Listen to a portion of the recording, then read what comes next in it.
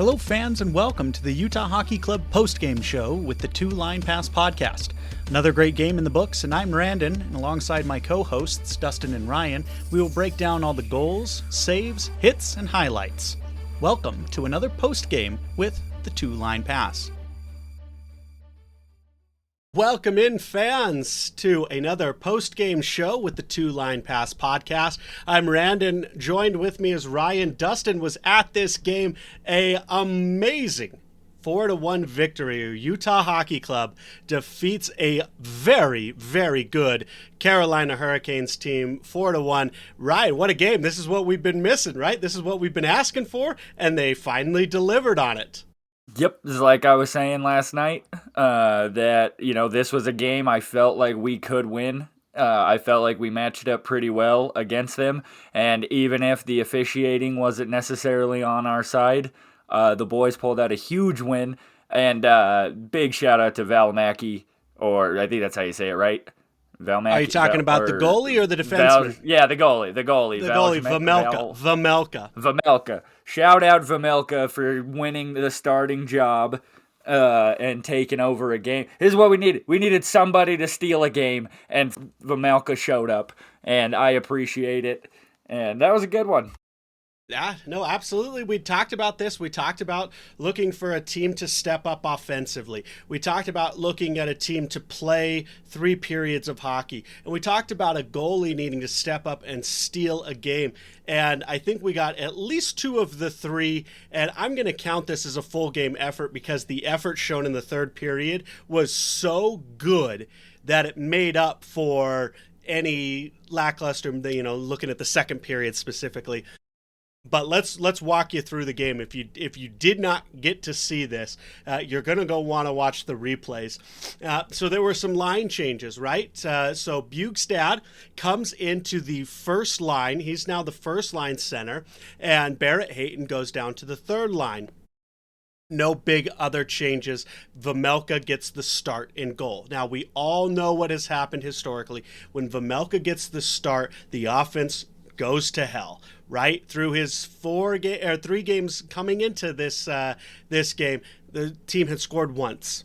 The team had scored once over 3 games, and it was looking pretty grim against a very offensively talented Carolina team who's going to control the puck often. You're not going to get a lot of chances, but Utah gets the first chance in the first period, gets on the board. Nick Bjugstad, first line, first goal. He gets his first on the season unassisted. It was a great. The puck's just in the front of the net. Bjugstad comes down hard on it and puts it in. Utah goes up 1-0 after 1. Then Utah starts to look, I'm not going to lie, I took a turn to negative town. Utah commits their first penalty. Carolina quickly makes them pay on it and ties the game up. And I thought for sure, this is it.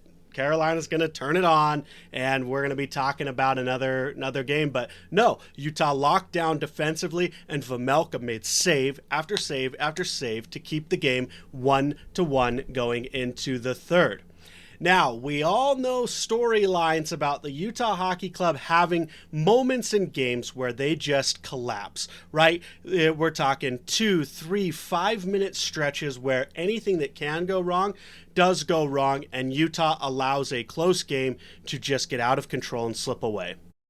Well, the opposite happened where Utah, over the course of 3 minutes, or 2.5 minutes really, just blows this game wide open, and then one of the most incredible things I've ever seen happens. Let's walk through it. 5 minutes in to the 3rd period, Jack McBain gets us started and makes it 2-1.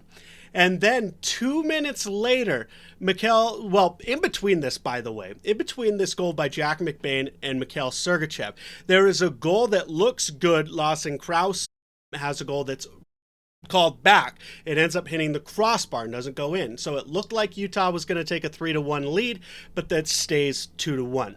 And then what would you say, Ryan, maybe a minute later? Not even that, or was it a full minute? If that, around there. Mikhail Sergachev puts in an absolute no-doubter of a slap shot in to make it 3-1. And then 17 seconds later, Bukestad gets his second of the season, second of the game as well. And now it is 4-1 Utah. It is just the most incredible sequence of offensive output we've had since the first 3 games, right? Where we really saw the offense clicking on all cylinders, and this was the first time that they've shown up. And then something has happened that I don't know if I've ever actually seen it. Obviously, I think it can happen because it did happen. I'm just saying I've never seen it before. So Michael Carcone absolutely destroys Drury, and he gets his skates chopped, and Carcone takes exception after he had laid a huge hit on him, and just goes after him, right? Drops the gloves, uppercuts, and you think it's just going to be a standard, 2 guys go away for fighting. Maybe they're going to give Carcone 2 minutes for instigating, but that's the end of it. But no, they give Carcone a 5-minute major. Now, granted, 5 minutes for fighting is the standard, but it's different. This is a 5-minute major, and for those of you new hockey fans who aren't quite sure what that means for 5 minutes, the player has to sit in the box. And during this time, if the opposing team scores, it does not stop the power play like normally. So that's 5 minutes where Carolina, an incredibly gifted offensive team, had where they could score as many times as they wanted with the man advantage. Plus a 2-minute instigating. So Carcone himself gets 7 minutes in the box. And then during that 7 minutes, there was another penalty taken by Maverick Lamoureux. So Utah faced a 9-second, not quite 9 full minute stretch on the penalty kill, and they kill all 9 minutes of it. Vejmelka stops, I think it was 15 shots during that stretch. And the team defensively stepped up. I mean, our penalty kill units, which have been a roller coaster of either the brightest of the bright or the lowest of the low, they just played incredibly. And then not only that, they had 2 more minutes as the game wound down, where the Carolina also pulled their goalie. So it was another 2 full minutes of 6-on-4, allowing no goals, and they just locked it down on the back of Karel Vejmelka, a 49-save victory. He gets your first star, and Utah shuts down an incredible Eastern Conference team in the Carolina Hurricanes. And Ryan, I'm over the moon at this performance. This is what we saw early in the season. This was what we shot into our veins, and I want it. I want more of it. So this is the difficult part of today's win. Because, yes, this is exactly what we wanted. And look at what we did it. Look, it's not impossible. Look what happens when everybody plays a team game and everybody wants to win a game. We win a game. How crazy is that? I will say our second period was probably my least favorite period of ours. First period was good. Then we just both teams kind of just said, forget the second period. We don't want to play. We're not going to do. And then the third period was whatever the third period was. But my favorite part of Velma, whatever is, I can't say it. Vejmelka. Vejmelka. You can say Vejmelka. Vejmelka was his just overall play. He was controlling every rebound. He was seeing through screens. His glove was the size of him, essentially, out there. And he was on absolute fire.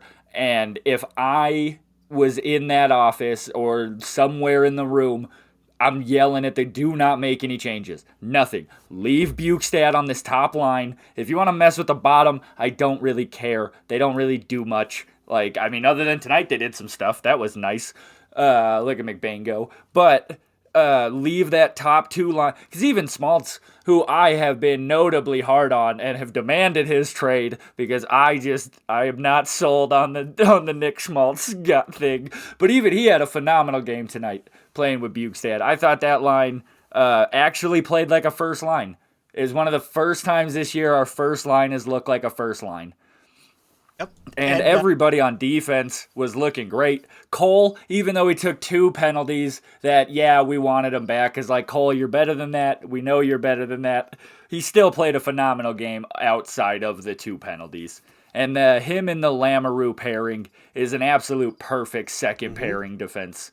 So what were you going to say?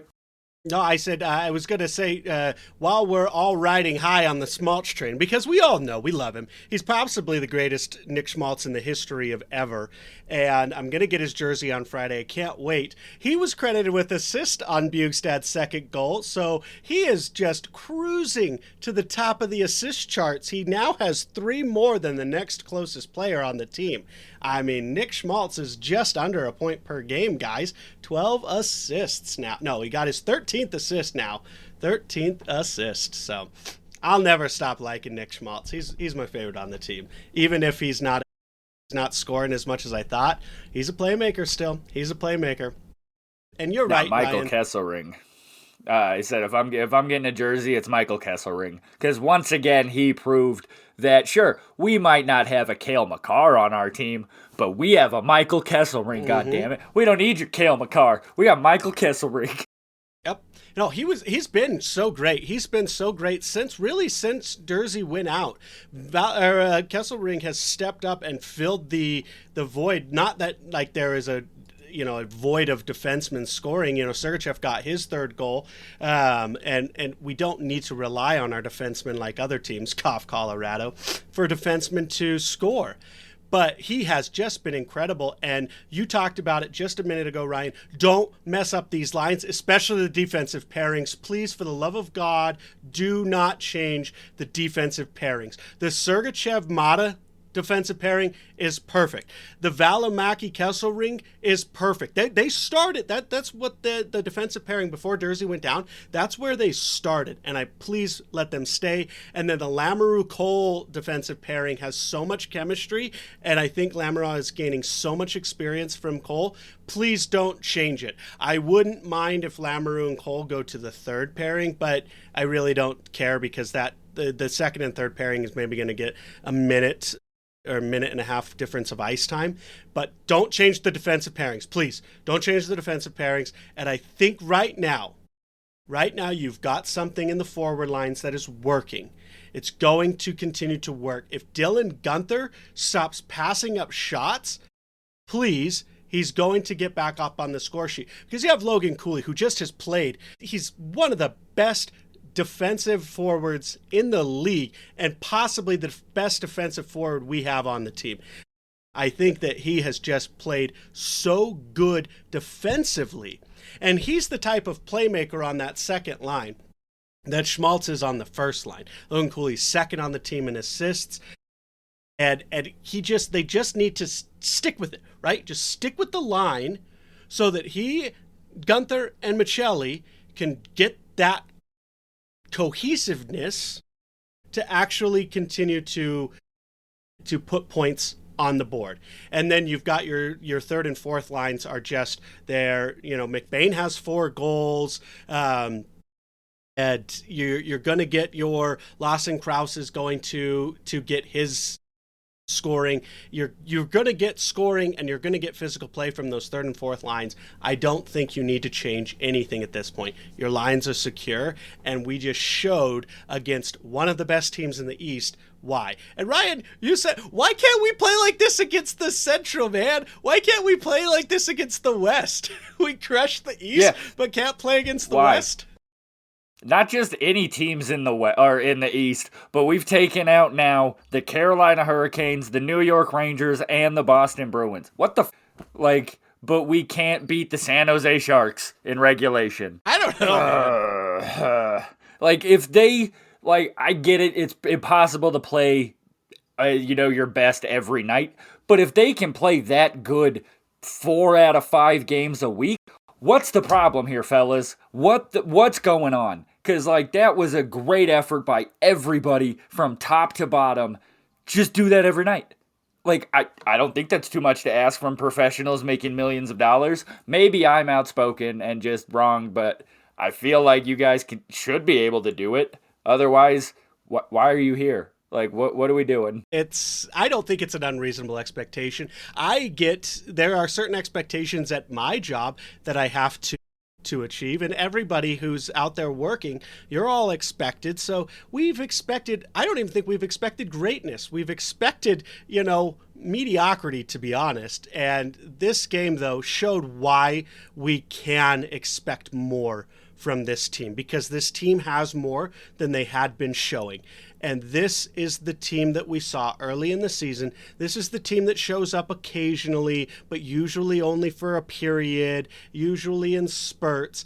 This is the team. This third period team is what we want to see. This is the playoff team. This is the contending team. This is what we brought in free agents to be. Now, Ryan, here's the question.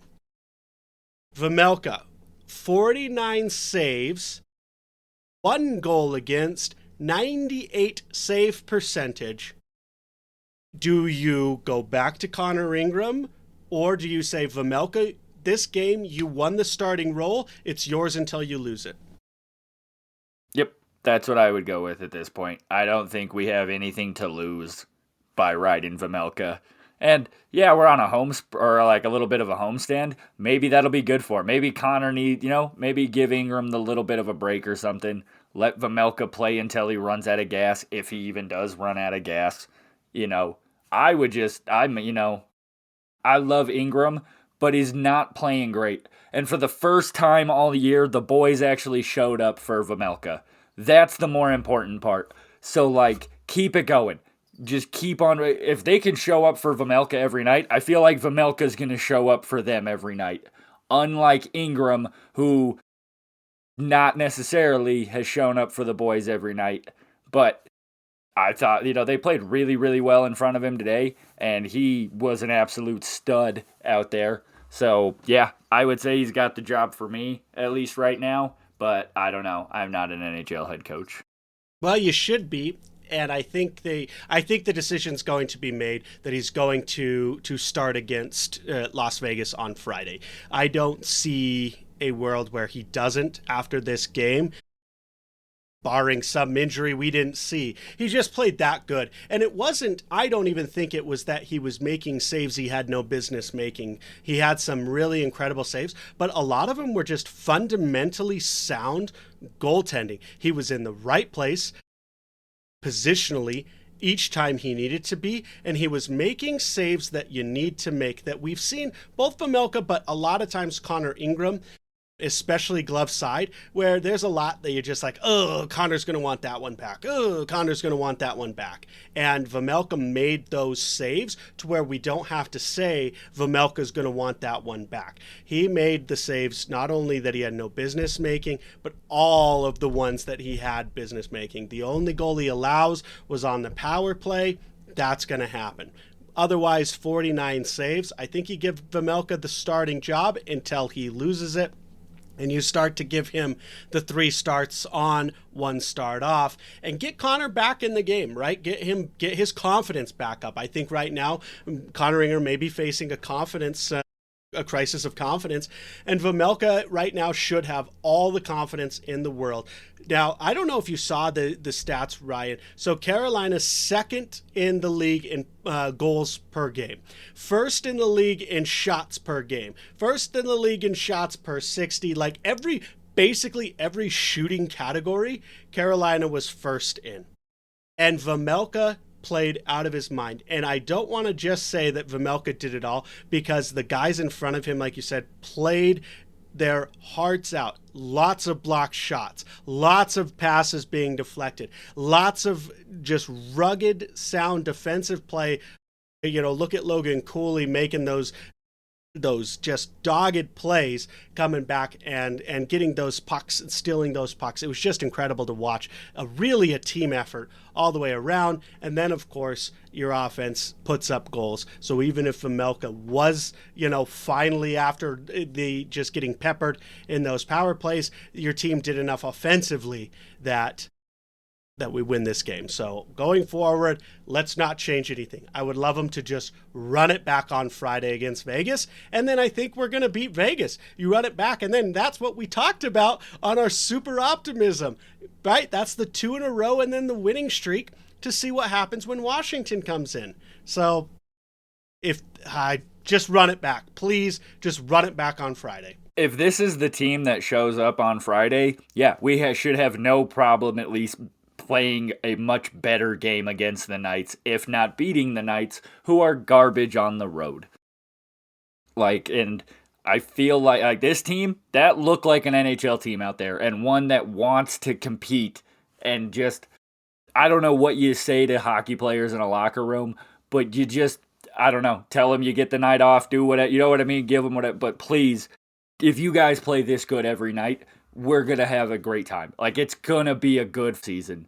And it's still early. We still have a chance to pull this thing out. If we go on a run, right now, we still have a chance to be in the playoff hunt. Whereas right now, we don't deserve it. The way we've been playing the last few games, we don't deserve to be a playoff team. That team, however, on the ice tonight, they look like they deserve it. They played like they wanted it. So that's my big takeaway, is if we roll with this, we should have no more problems. This can work. Whatever worked tonight, other than the stupid passing, but I don't think that's ever going to change. I think we just hate Andre Tierney's style of hockey. I think that's just what it boils down to, right, is we just hate it. But no, you're good. Think of it this way, guys. If you're listening to this podcast, you got on the highlight reel and you lit the Delta Center up, and you didn't need to do 17 passes to set things up. You just played hard, gritty hockey in front of the net, and the chances, you took them when you had them, right? You didn't need to do this tic-tac-toe. Not every goal needs to be this tic-tac-toe, where the NHL's Twitter page tweeted our tic-tac-toe goal. It doesn't need to be that way. And so the coach that's telling you it does, don't listen to him. Do not listen to him, because Carolina puts up shot after shot after shot after shot after shot, and it works for them. Even though they faced the brick wall known as Vejmelka tonight, their style of play works, and it's what's led them to the top of their division and one of the top teams in the East, right? If you just cut out one of the passes, right? I saw, you're hitting that fourth, fifth, sixth pass. Just cut one of them out and shoot the puck earlier, and you're going to do fine. You're going to do fine. But this team, Money Puck before this game, MoneyPuck.com had them at a 49% chance to make the playoffs, right? Flip that coin. But guess what? If this team shows up and we run it back with this team and they continue to build on this chemistry, they're making the playoffs without a doubt. And not only are they making the playoffs, they're going to be respectable in the playoffs. And even against a top-seeded team in the West, they are going to compete in that series, and I'm excited for it. But a great win tonight, 4-1 against the Hurricanes. Ryan, what are your final thoughts going into Friday against Vegas? A final thought, just to kind of piggyback off your idea of the tic-tac-toe going too long. Guys, we just got to remember, it's called tic-tac-toe, not eeny, meeny, miny, mo. We don't need to keep doing all these, just tic-tac-toe. 1, 2, 3. Keep it simple, stupid. Just keep it simple. We got this. I like it. Keep it simple, stupid. The kiss method. Mwah! Chef's kiss for you tonight, boys. We get the win 4-1 against Carolina. Dustin and Ryan predicted it. I was the negative Nancy, and I'm happy to be the odd man out. We get 2 points at home. Delta Center was rocking. Dustin, maybe you should go to every single game because it worked. I'm glad you got to see that game. It was exciting. Ryan, thanks so much for joining me on this post game. Guys, thanks so much for listening. Check out the podcast, the Two Line Pass podcast episodes, wherever you get them. Episodes up on YouTube. And thanks so much for listening. Let's go, Utah.